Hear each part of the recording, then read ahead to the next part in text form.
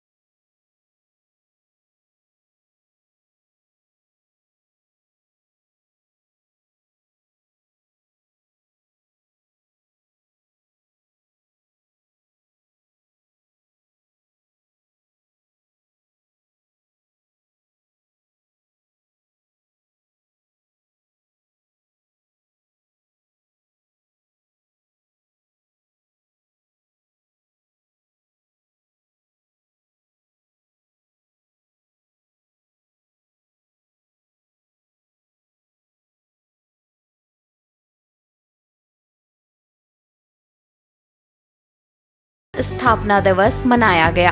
हरियाणा सरकार ने 26 अक्टूबर को 9 साल पूरे किए हैं, इसलिए यह कार्यक्रम को देखें तो बहुत महत्वपूर्ण है।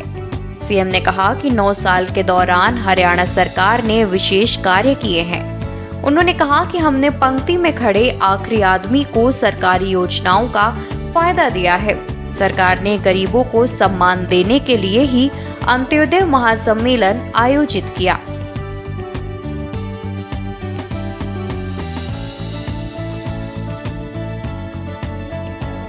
इस महासम्मेलन में आदरणीय गृह मंत्री जी ने हमें समय दिया, आप पधारे।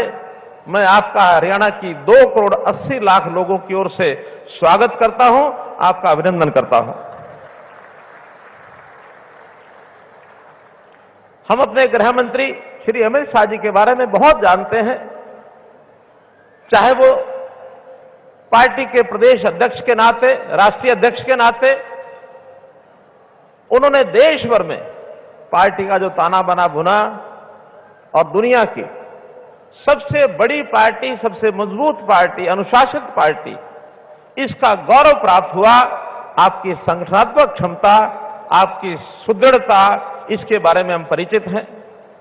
और चाहे आप गृह मंत्री बनने के बाद जिस प्रकार के साहसी निडरता के साथ जो फैसले लिए, खास करके प्रधानमंत्री जी ने और आपने धारा 370 को हटाने का, धारा 335A को निरस्त करने का जो काम किया है, वास्तव में सरदार वल्लभ भाई पटेल जी, उनकी याद आती है। संयोग से अभी 2 दिन पहले सरदार वल्लभ भाई पटेल जी की भी जयंती हमने मनाई। राष्ट्रीय एकता दिवस के रूप में एकता के लिए देश भर दौड़े हुई और उनको हमने याद किया कि देश की 562 रियासतों को एक सूत्र में पिरो करके देश की एकता अखंडता को जो बनाने का काम उन्होंने किया, और जो थोड़ा सा काम बच गया था, जिन कारणों से बचा था उन कारणों में मैं नहीं जाना चाहता, लेकिन जम्मू कश्मीर का एक विषय शेष बचा था, उस बचे हुए काम को आप लोगों ने पूरा किया। मैं बहुत बहुत इस बात की सराहना करता हूं, आप लोगों का अभिनंदन करता हूं। सीएम ने बताई शाह की उपलब्धि। सीएम मनोहर लाल ने कहा कि गृह मंत्री अमित शाह की सोच और संगठन कार्यों के चलते आज बीजेपी दुनिया की सबसे बड़ी पार्टी बनी और अमित शाह और प्रधानमंत्री नरेंद्र मोदी ने मिलकर जो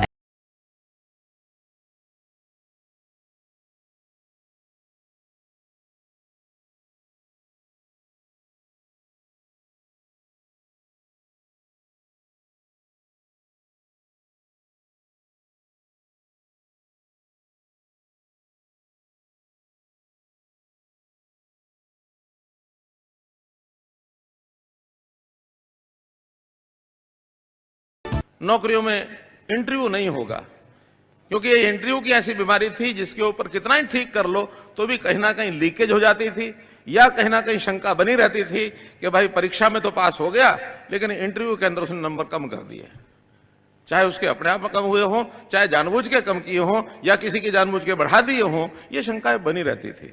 हमने कहा अब ग्रुप सी और डी में कोई इंटरव्यू नहीं होगा, हर किसी को उसकी मेरिट के ऊपर नौकरी मिलेगी, ये हमने घोषित किया। इसके आगे हमने एक 10 अंक विशेष ये रखे कि नहीं, कुछ विशेष ऐसे कैटेगरीज हैं जिनको लाभ होना चाहिए।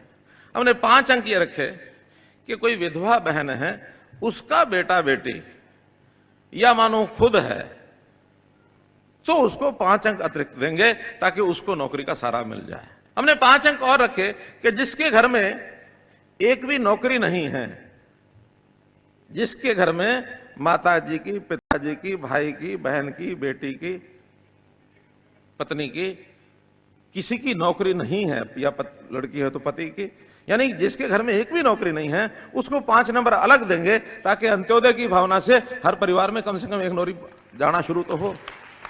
ये एक नया हमने पहलू किया। अब इसके आगे और एक नई बात, ये खास करके हमारी बहन बेटियों के लिए है।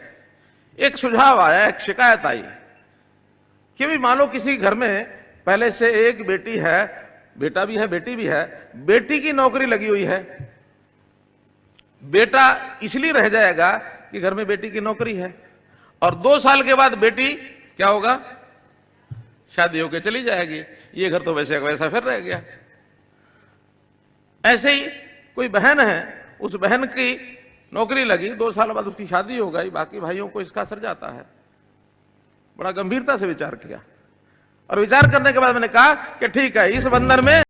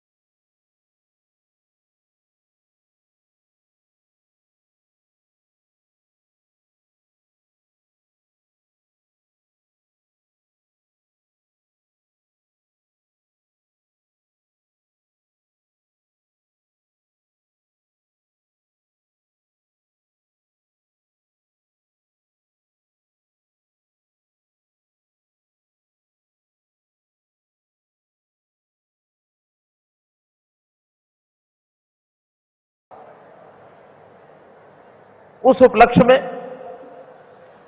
आज के इस कार्यक्रम को देखें अथवा हरियाणा सरकार में हम लोगों ने भारतीय जनता पार्टी की सरकार के नाते से अभी 26 अक्टूबर को 9 वर्ष पूर्ण किए हैं।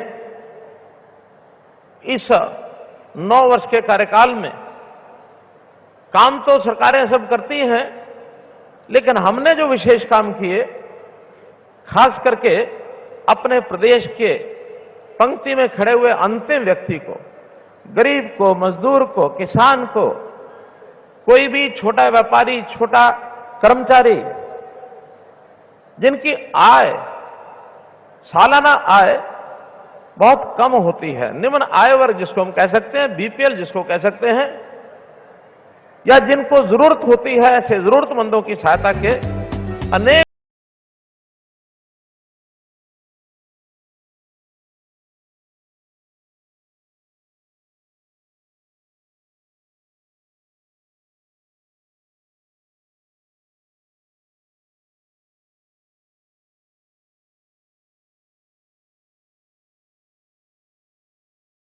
का उदय ही सरकार का लक्ष्य। सीएम मनोहर लाल ने कहा कि जातियों की लड़ाई राजनीतिक पार्टियां करती होंगी, लेकिन भाजपा सिर्फ समाज को एक सूत्र में बांधने में विश्वास रखती है। हमारी सरकार ने बिचौलियों के साथ संबंध नहीं बनाए। हमारी सरकार हरियाणा एक, हरियाणवी एक में विश्वास रखती है। सीएम ने कहा कि अंतिम का उदय ही सरकार का लक्ष्य है, इसलिए इसे अंत्योदय कहते हैं।